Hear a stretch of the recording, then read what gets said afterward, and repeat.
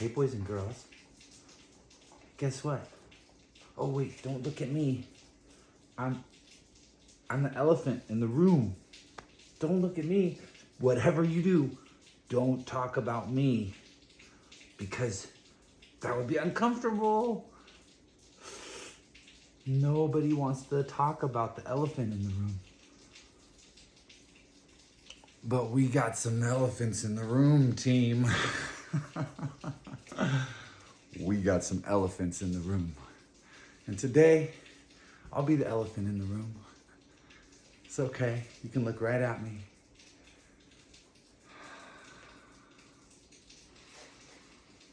We have rooms full of elephants. What is the elephant in the room? It's a great metaphor that I've been contemplating since I put this onesie on.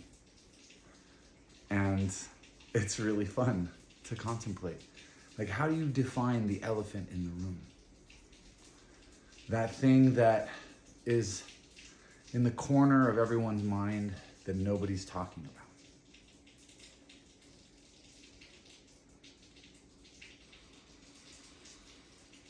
about. And I'd like to engage in a holistic, somatic contemplation with you here and now about the elephants in our lives. Every one of us has elephants running around in our rooms. And we collectively have some big elephants stomping around in the room. But the thing about an elephant is that it's actually wise. The elephant is wise. The elephant doesn't forget. Elephant has an exquisite memory. Elephants can teach us a tremendous amount about how to be in community. They have ancient rituals and traditions of staying connected and together as a pack. They understand how everyone in the community has a role in shaping the lives of the young. They understand how our young are all of our responsibility because they're going to be an integral part of our lives. And we will eventually pass on the mantles of leadership to our young. And they will carry the tribe. And so if we weaken or impoverish or take from our young in some way, then we're stealing from our future selves and the future that goes far beyond this skin-encapsulated body, our ancestral future. And we are in times, one of the elephants in the room is that we're living in times where our ancestors have been stealing from us generation after generation through exploiting the earth and through allowing themselves in whatever way to become colonized and to become domesticated within economic systems which are so outrageously unjust and so utterly antithetical to human thriving and to our human needs getting really richly and beautifully and collectively met. We are the inheritors of generations of both innovation and growth and development, and also ignorance and short-sightedness and a complete misunderstanding of the nature of living systems and how our stewardship of living systems is, and our harmonious engagement with living systems is not only essential for the thriving of future generations, but it's essential to our own thriving here and now. Thriving. Not just surviving, not just making it through the day to the next day. That is not how we were designed. It's not what we were designed for. We are designed to thrive. We're designed to thrive. The elephant in the room is that people all over the world are caught up in this notion of survival that was instilled in them by a colonizing government, a colonizing force that came in and disrupted indigenous culture wherever it went.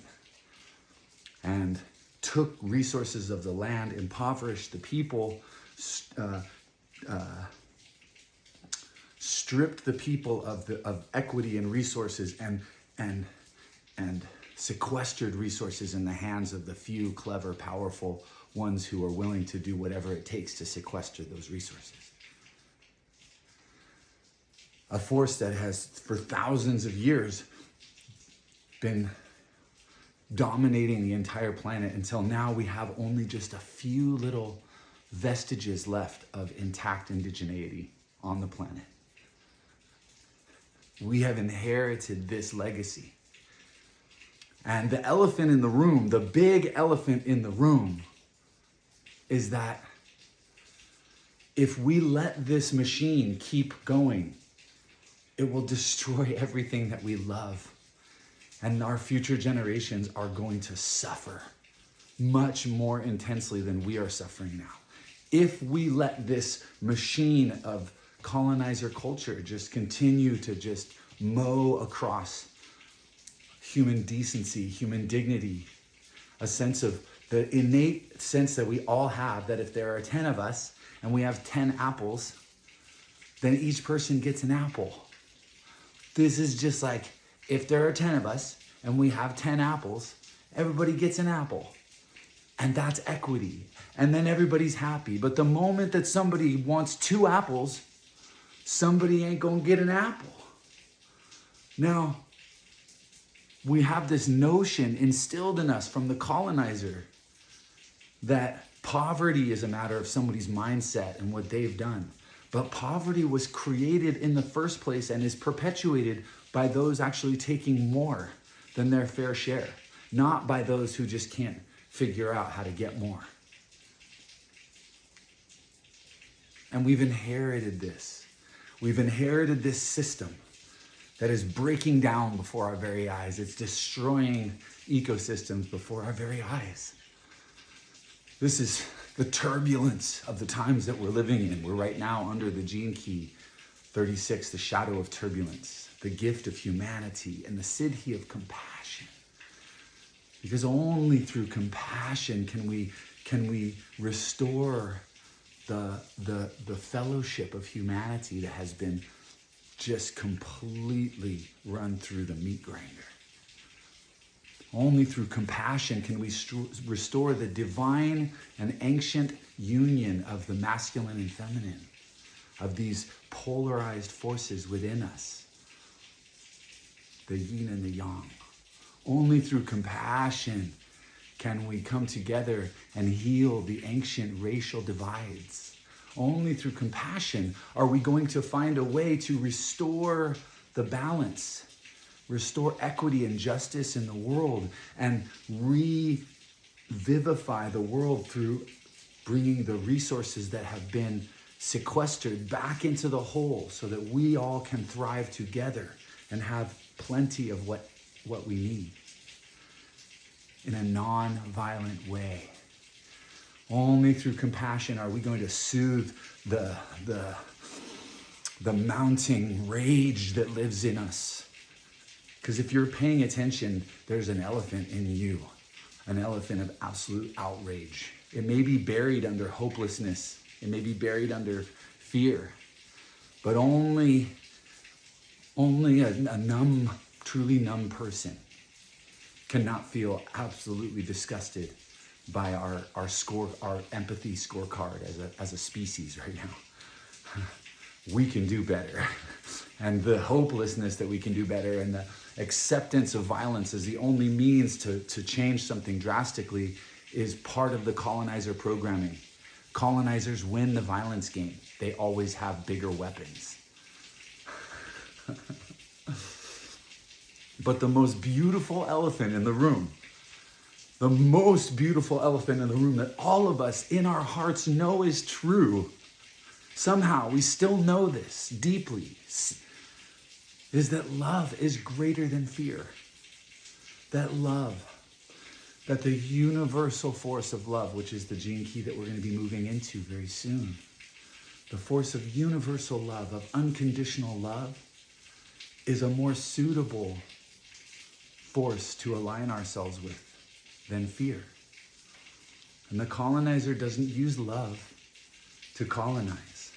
The colonizer uses fear and violence and control and threat and broken treaties and lies and legal systems that favor those wealthy enough to hire a lawyer and disfavor those who cannot afford to hire a lawyer.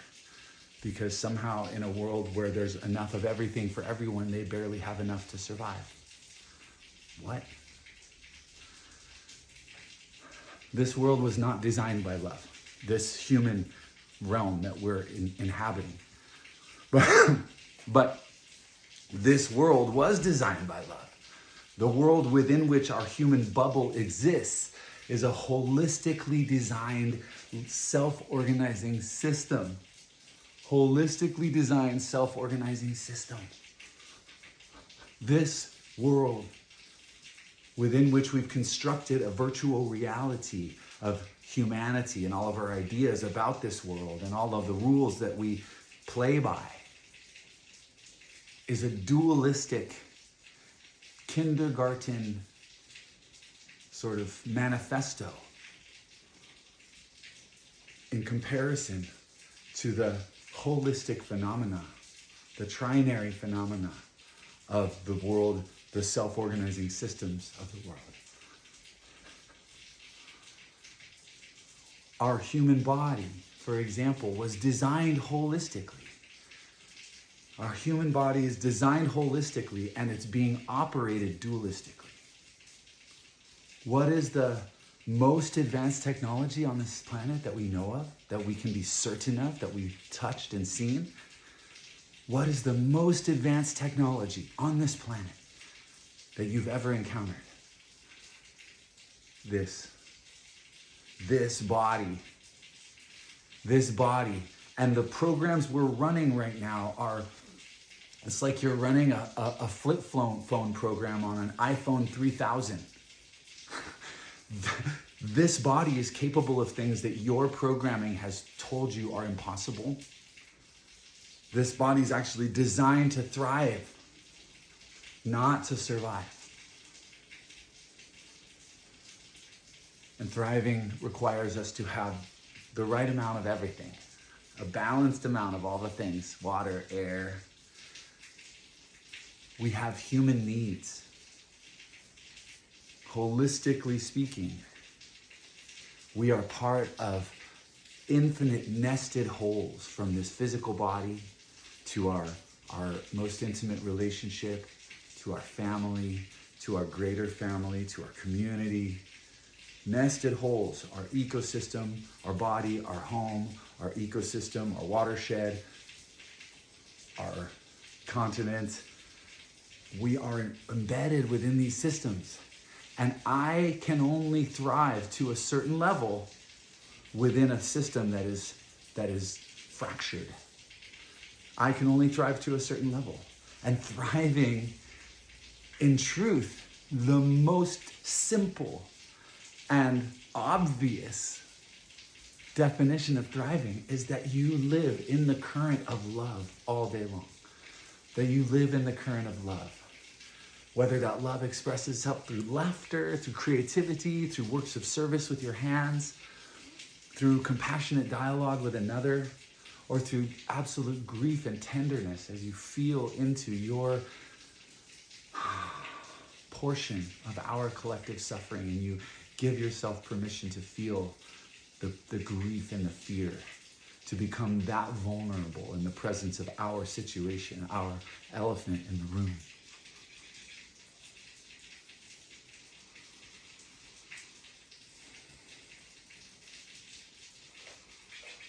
Because we must come together. The only way that we're going to have a significant influence upon the trajectory and the momentum of the machinery that is eating up the world and eating up human fellowship and pitting people against each other and using highly advanced social technologies to stupefy human beings, to flood them with irrelevant information, to to use sophisticated video technology to make people feel angry at somebody else. Like, this is happening ubiquitously, and for generations now, we've been trained to respond to this media influence on us. Most of us were put in front of TVs when we were tiny. We've been getting trained by the media. Our whole lives, we have been getting entrained by the media. And we just have to accept this as so. And we have to acknowledge that that wasn't for our benefit. The things we watched on TV were only there so that somebody could make a profit. They were only there to serve a profit-driven capitalist economy and to train good consumers through the shows and the commercials to be good consumers. Consumers. It takes a lot of effort to train a creator to be a consumer, because consuming is absolutely a colonizer concept. Like trash. There's no such thing as trash. It doesn't exist. This notion of trash is a construct of the bubble that we live inside of. And there's no way, right? And so we have to come to terms with these things. We have to talk about these things.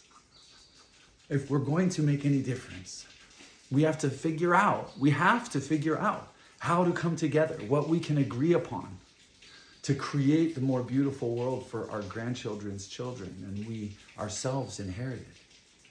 And we're getting to a tipping point, team. We know it. All of the evidence, empirically speaking, is pointing towards this tipping point. And we are dealing with the most intense psychic kind of manipulations that we've ever dealt with as a species. They're able to broadcast. It used to be that you could only kind of manipulate your own church, and the church would send these things down and the belief systems of humanity, the cages that have been built for us, because that's where they get us. They colonize your mind, they colonize your belief systems, they limit the world that you allow yourself to perceive and operate in. And they make it really clear that if you try to interact with a different kind of world, you're crazy and we can put you away and drug you for the rest of your life. But it used to be that they could only have access to a few people at a time. And every area had its own. And there was much less surveillance, right? Now, we have basically opted into a world where we're 100% surveilled through our phones all the time. Which is fine for me because I have nothing to hide. I'm fully transparent. But those phones also give them access to everybody. Everybody who's got a phone is being pummeled with trash information that literally is just designed to confuse people. The algorithms are choosing what you see on these platforms all the time. Very bespoke to what it wants you to see. And if you think that those algorithms were designed for your benefit, to make your life better, please reconsider that position and understand that they're purely designed to serve wealth. Serving wealth means serving the wealthy, not serving the plebes. It's making sure the plebes don't rock the boat too much so that the wealthy can continue taking grotesquely more than their fair share of our fruits and pitting us against each other down here. That's the elephant in the room, team. And we have these billionaires in the White House right now who are literally turning our democracy into a dictatorship in front of us and sending signals that are very clear, have historic significance. And there are a bunch of people who are just like, oh, interesting. No, it couldn't be that. No, that's happening right now. The elephant in the room is that we are facing big changes. We're facing turbulent times to come. If you're lying to yourself about the turbulence that we are inevitably headed for on our way to restoring our humanity, then you must pull your fucking head out of your ass. We're heading towards turbulent times. That turbulence doesn't have to be bad. It doesn't have to be violent, but it will. Change is turbulent. Change takes you out of your comfortable cruise mode. Change has bumps. We scrape ourselves up when we change. There's turbulence. There's emotional turbulence that we have to learn how to feel, which is our ancestral legacy. The things, the emotional reactivities that have been driving a lot of the behavior that's allowed this colonization to encompass our planet and endanger massive level systemic well-being. We have to learn how to embrace the turbulence, which is the message of the 36 gene key. If there's turbulence, this universal human theme, embrace it.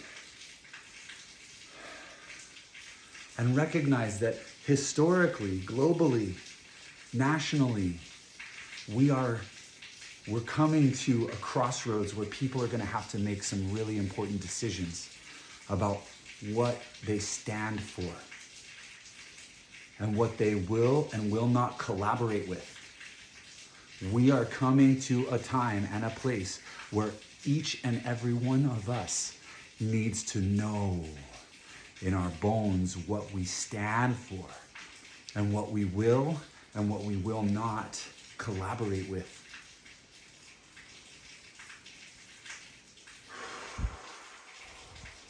And I know I have the gift and the grace of knowing in my bones in a way that I cannot deny that love is what I stand for. And that anything that I see that's not love, the breaking of families apart, that's the taking of people's rights to speak their truth,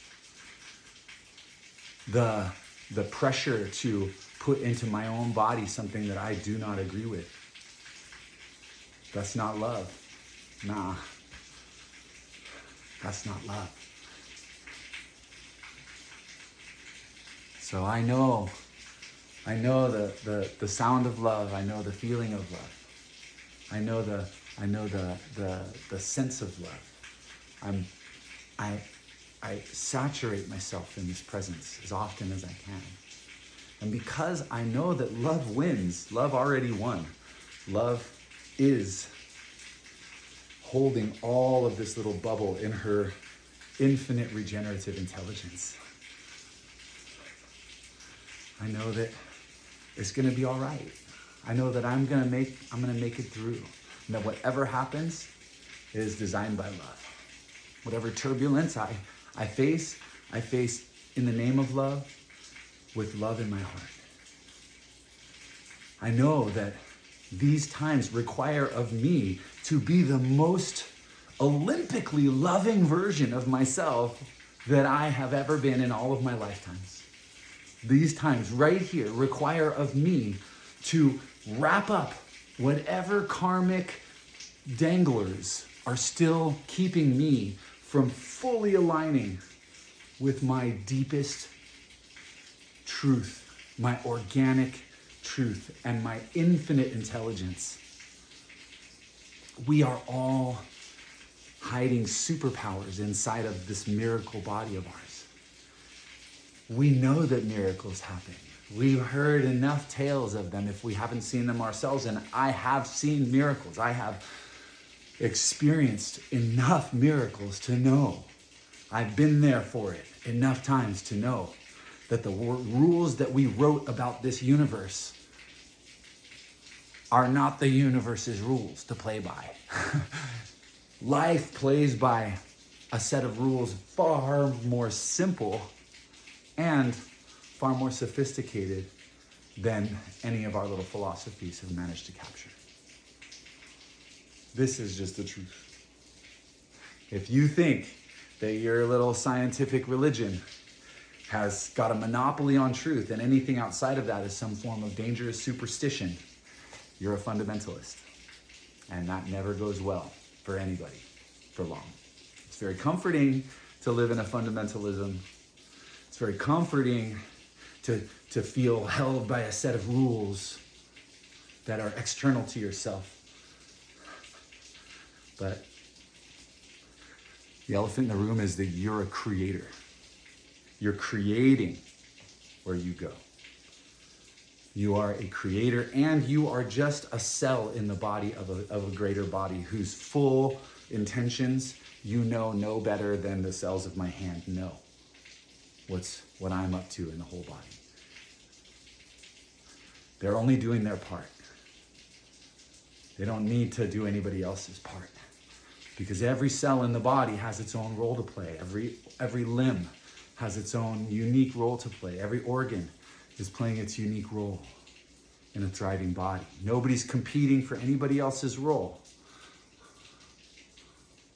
Everybody's working together on behalf of the whole, knowing that if everybody plays their role and only takes what they need to do their part, then the whole will thrive. But as soon as my left hand starts like interrupting my right hand because it wants to take the lead, things are going to break down fast.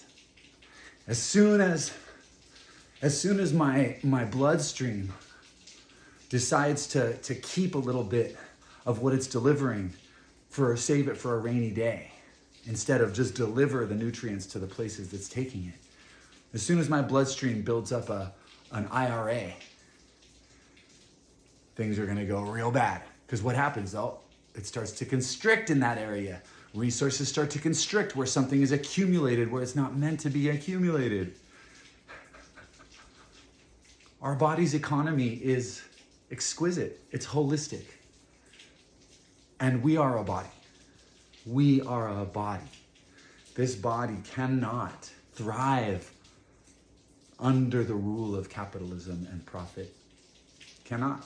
Our body cannot thrive while certain organs and cells are massively amassing resource that was provided by us for us and somehow ended up in their hands. Not through honest, caring, loving practice. Let's say that. And it's only through compassion. It's only through the miracle of compassion, of humbly calling upon compassion to descend upon our lives and just gently strip away any sense of there being an enemy, any sense of there being somebody doing something wrong. And only through compassion can we see that those people who throughout the ages have done violence to amass more than they ever needed, from the holistic perspective of a thriving human, are the sickest people on the planet. They're unwell. They're grotesquely ignorant of what matters most. They're terrified of not having enough. And only as we hold that thread of compassion, no matter what they do and how we deal with them, no matter what they do, in everything that we do to engage and work on solutions to restore equity in the world, we need to be keeping this sense of compassion flowing, filling in the gaps and the cracks and helping us to see our shared humanity and our shared destiny. Because what each of us does now is going to affect all of our ancestors. What each of us does now in this life is going to affect all of our ancestors. So we know that if we let this machine keep going, it's going to destroy even more. They're gonna be able to sell us air at some point. See, we're seeing an economy that's become so centralized that they can now pinch food, they can pinch water, they can pinch eggs. They can pinch resources, create artificial scarcities to drive behavior. That's what colonization is. And now they have this global network that can just do that together. We have to recognize this, right? So if we are going to do something significant about this, which we must, either you give up on the whole project and you join the party and you just toast, with all of the folks partying on the Titanic, and you get yourself good and fucking drunk, because you're gonna have to. You're gonna have to get really drunk in order to not hear the screams of all the suffering people. You're gonna have to be totally checked out, or living in a virtual reality in front of your phone to not hear the screams of the people who won't have it anymore.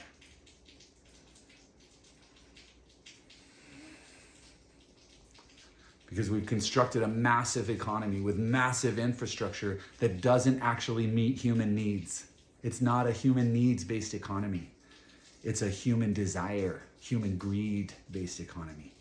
It's an economy purely designed to help those who want to take more from our collective nut to do that. And they say anybody can do it. But profit is a measure of sickness. Profit is a measure of the more. Profit is proof that this was not a just exchange. It wasn't a fair exchange, because somebody got more. Somebody won and got the more that they get to amass, instead of everybody getting just the right amount for everybody to thrive. Because what humans need is clean air, clean water, healthy, nourishing food, shelter, modest material needs met, clothes, comfortable furniture, a bed to sleep in, transportation. What humans also need is a meaningful position within the whole, that they feel that their gifts meaningfully impact the whole. What humans need is a sense of belonging within a greater body than ourselves, within a family. What humans need is intimacy and sharing, the sharing of our resources. These are human needs when we look at what it takes for humans to thrive. Humans need physical health and a culture that supports and promulgates and nourishes and bolsters their physical, emotional, and mental health. And there's enough of everything that we have for everyone to get what they need. We already have it. It's already here on the planet. Like all the food, all the air, all the housing, all the clothes, all the cars. It's already here. But there are some people who have 40 cars and some people who have none. And that's a beautiful snapshot of grotesque inequity. That's unlike how nature does in a thriving system. Completely unlike how nature does in a thriving ecosystem. Impossible to thrive under those circumstances.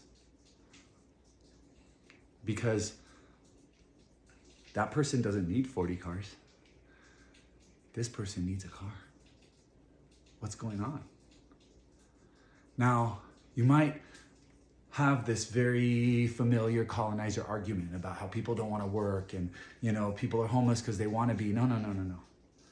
I want you to consider the possibility that all these homeless folks and all these people who are suffering from addictions, checking out of society, killing themselves, they can't bring themselves to participate in the injustice that is our society and play by its rules. There is a deep dignity within them, an indigeneity, a dignity within them, a sensitivity to the actual situation as it is and has been, that precludes them from participating and playing by the colonizer's rules. So what happens when you don't play by the colonizer's rules? Oh, well, if you're lucky, you get pushed to the margins and ignored. If you're lucky.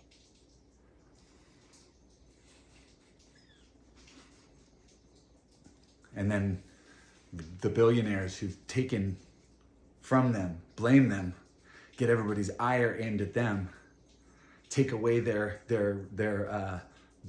state-given resources and bring them into a profit system that will make somebody more money over here.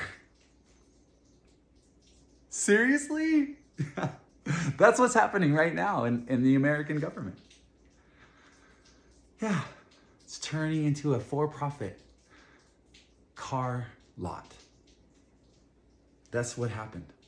Like,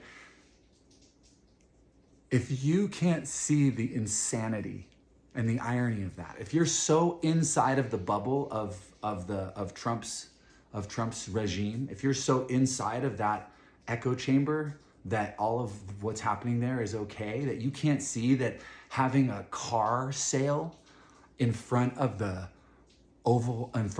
White House is an absolutely grotesque shitting on of our Constitution, of the separation of powers, of the position of the president as the leader of a whole nation whose job is to unify the nation, not divide the nation, whose job is to make sure that our government is serving the people, not serving billionaires.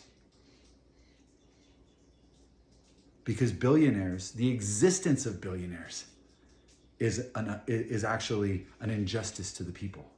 The existence of billionaires is an injustice that we are participating in.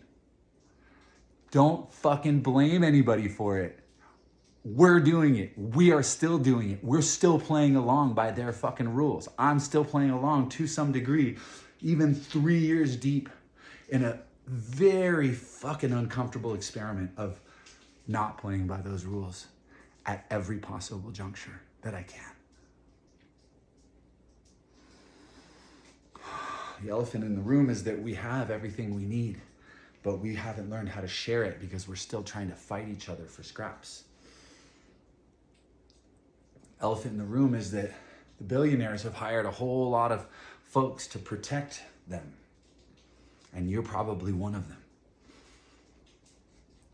The elephant in the room is that even people really impoverished in the United States right now are taking more from our earth for their lifestyle than any past human pre-1940 was using to stay alive. The sheer cost of a human life in the systems that we've constructed is just staggering in comparison to our indigenous forebears, the ones whose cultures were utterly genocided and mutilated by the forces that now control this country. Their way of life was not primitive at all. It was the process of just as many years of cultivated genius. But their genius was in how to work with an ecosystem, how to reach climax with an ecosystem, having the right number of people, just the right amount, not too much. What the easiest and most ecologically sound ways are to feed the people so that the ecosystem doesn't suffer. A lot of societies started doing agriculture and then just said, fuck it, that's actually not, we don't like the way it makes us feel. We're gonna go back to a simpler way. That, my friends, is genius. To be able to pivot away from a technology that you can see could grow certain things and make certain things easier for a society, but in the end, you have the foresight to understand that embracing that technology will change your society and your way of life and will impact the ecosystems around you in ways that are not good for the 7th generation. That's what the indigenous genius always considered. And we are indigenous geniuses. We are indigenous to this planet.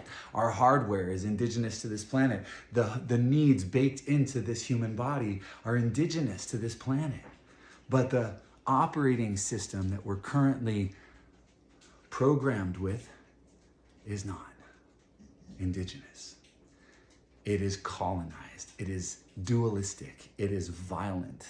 It is unjust. It is capitalistic. The programming that we are all running. And if you're standing there saying, no, that's not me, I'm not, then you need to hear this more than anybody. Because the question isn't, do I have this colonizer program in me? The question we have to ask ourselves is, where can I find this programming in myself and neutralize it and find a new program to run? Where can I change my programming? Where can I get even better? This is the opportunity that we have. We embrace the shadow. We don't deny the shadow. We embrace the shadow. Yes, me too. Yep, I've been playing along. And I've been attacking people in my mind all day, making enemies of people who are my allies actually in the movement. Because we are going to do this together. And the elephant in the room is that in times of impending turbulence, it's really important to prepare. And we are likely approaching a global event of the sort of scale and intensity of the lockdown and COVID. I don't know what it's going to be, but we're approaching an event that's of that scale and intensity. And wouldn't you have liked to have taken some time to prepare before that hit? Wouldn't you have liked to be more prepared for that when it happened? Most of us. I would have. I am preparing. First and foremost, I'm preparing my body to be physically healthy, strong, committed to service and working with my hands. I'm preparing my heart to remain open, to embrace the gift of my humanity and to remain open to humanity, to remain open in the presence of turbulence. My heart is open in the presence of turbulence. My heart is open. This is the fundamental emotional vow. I keep my heart open. I don't make anybody an enemy. I never justify any form of violence, mental, verbal, or physical, or economic. I keep my heart open. I love. I recognize the frequency of fear and contraction, and I neutralize it within myself first so that I don't replicate it. First and foremost, I have to keep a clear mind and a focus on the most beautiful future and knowing what I can do today to embody that future and to build the runway for it. What's the most I can do today to leave a legacy of love for the children to come? What's the most I can do today?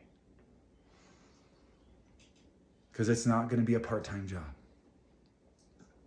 But I also get to prepare my land with fruit trees and gardens. I get to prepare myself to be resilient and to be sovereign in the presence of forces that are manipulating the economic structures of our basic human needs. I will not let myself be manipulated by food shortages, which on one level are legitimately going to happen as we destroy the soil. We're not going to be able to produce the amount of food that we need for everybody, everywhere, if we keep doing this to the soil for very long. How many civilizations do we have evidence destroyed their soil and now there's deserts and empty stone buildings? How many times do we gotta fucking do this, fam, before we realize there's a way to shore that up, right? We get to shift to a more sustainable way of life within smaller economic ecosystems. We get to work together in our local communities to build networks of support, to share our resources. Oh, you got a nice mill? Great. Can I borrow your mill? I've got this amazing excavator that I can come over and do some work on. Great. Let's work together. How do we create systems of sharing the resources that we already have in our local communities? This is the greatest fuck you that we can give to capitalism. And it happens to also be the best way for us to become resilient to the turbulences that are inevitable. It's a great way for us to become resilient in meeting our own human needs, getting our energy needs met right here on our land, getting our food needs met right here in our community, getting our belonging needs met by working together, by helping each other to be prepared. It's that simple. and it's actually joyful. The path to the best case scenario innately prepares us for the worst case scenario. The path to our best case scenario, building community, growing food, working with our hands again, bringing our time and attention to meaningful tasks that actually meet human needs, will make us more resilient. So we don't have to prepare for the worst. We get to prepare for the best by embodying it today, and it makes us resilient to the worst. This is the difference between taking a vaccine and living a resilient, healthy life that makes you capable of getting sick and then recovering instead of dying when you get sick. It makes you less likely to get sick because your immune system is radiant and boosted by your engagement with the soil, your healthy connections with other human beings, your capacity to resource yourself throughout the day with deep, nourishing, gentle, loving breaths. This is our revolution. The elephant in the room is that we are on the eve of the revolution, and it's looking nothing like anything before. That it's not about going and telling anybody else what to do in the capital.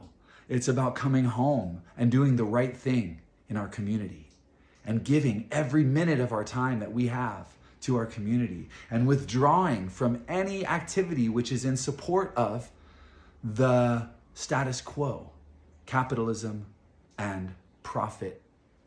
Withdrawing in as many ways as possible, recognizing that we cannot withdraw fully from that. I live every day with the tragedy of my participation, but I don't lie to myself about the participation.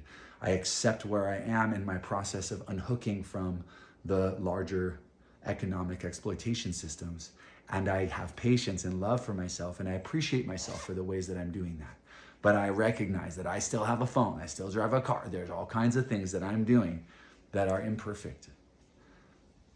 But we gotta be in shape, fam. We gotta recognize what our bullseye is. The bullseye is to leave the most beautiful legacy possible. The bullseye is love. The bullseye of any moment is love. It's the center of the bullseye. What's the most loving thing I can do in this moment?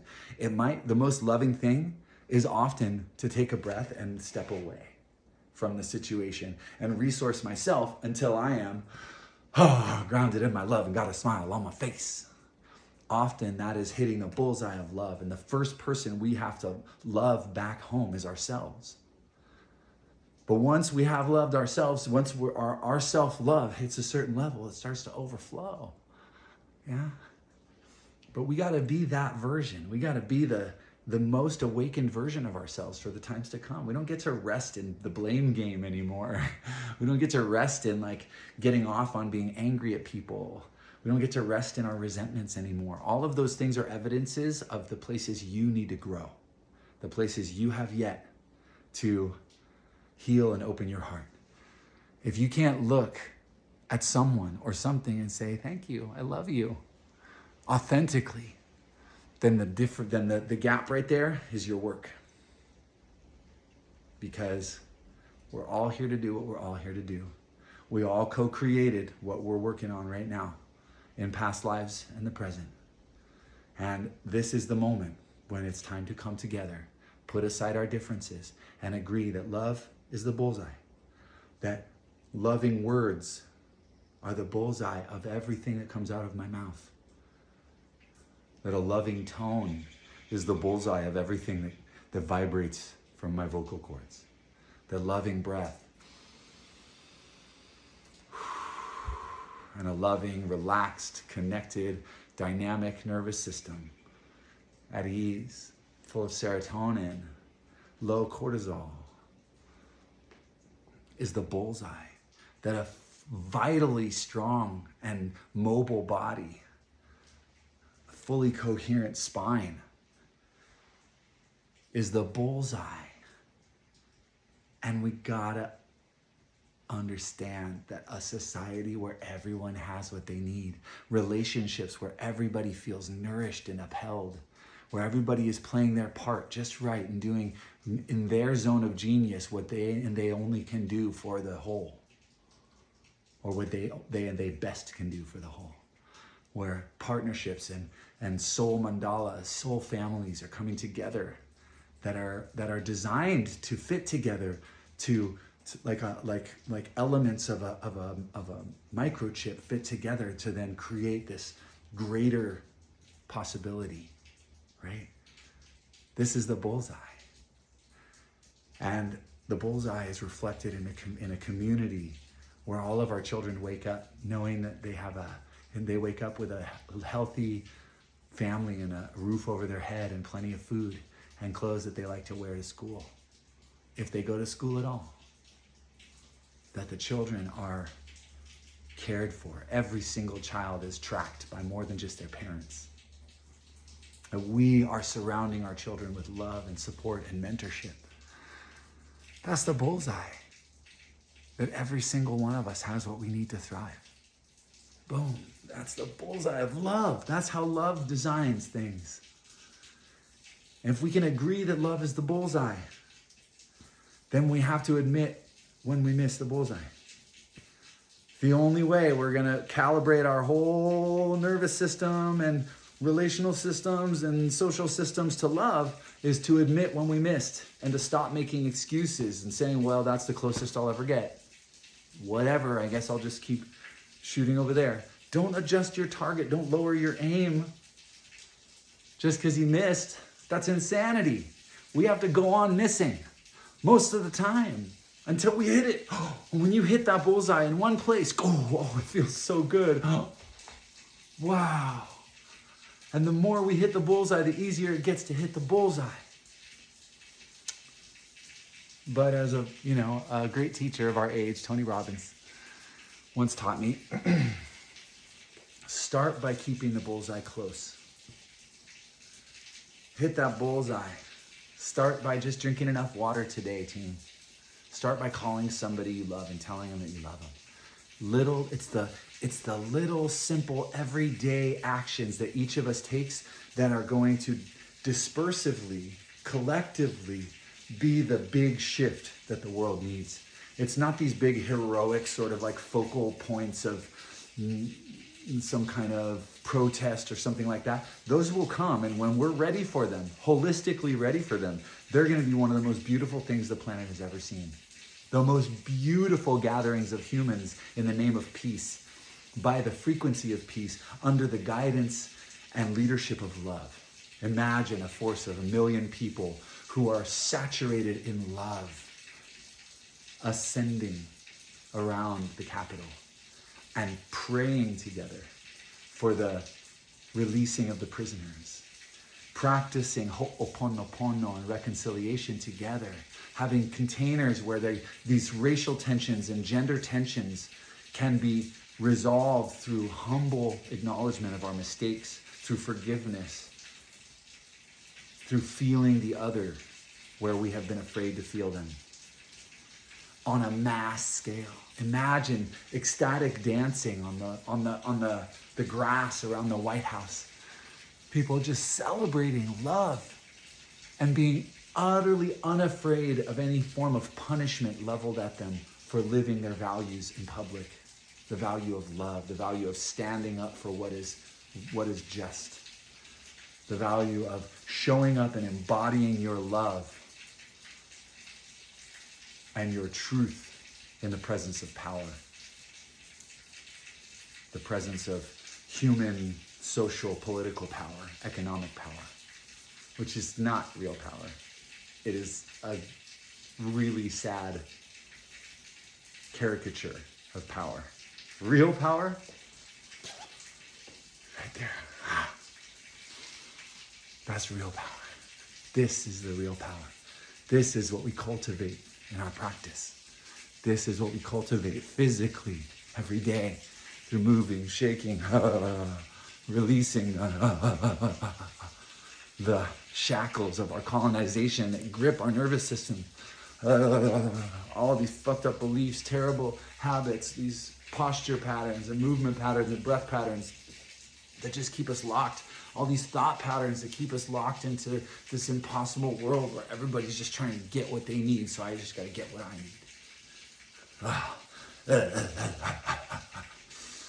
need. We shake it out. We practice our Kung Fu. We practice our Kung Fu, our Tai Chi, our Aikido, whatever you want to call that art of meeting a conflict with consciousness and being capable of dissolving the conflict in the most nonviolent way possible. And that conflict can be a little inner conflict you have with a story you have about somebody you care about, or it can be some of the greater conflicts that are facing us. But the more you work on your little inner conflict, the more you radiate into the genome that resolvedness. When we work on these interpersonal conflicts in our own lives, the inner conflicts and interpersonal conflicts, the more we gently and carefully and patiently resolve them instead of denying them or glorifying them in many cases, as victims do, people who are identified with a victim consciousness and feel like they need to be a victim and be seen as a victim and point to a perpetrator and make the perpetrator wrong. It's like this whole glorification process of victimhood. It's wild.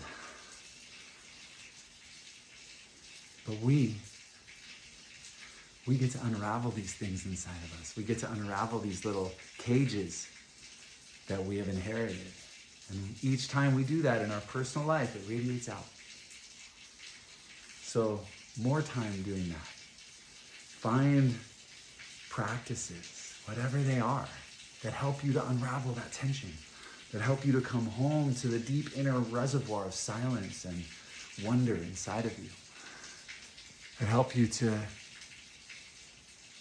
invoke the spirit of compassion and feel her descend upon you, feel her come into you, feel her take over the way you see and interact with others.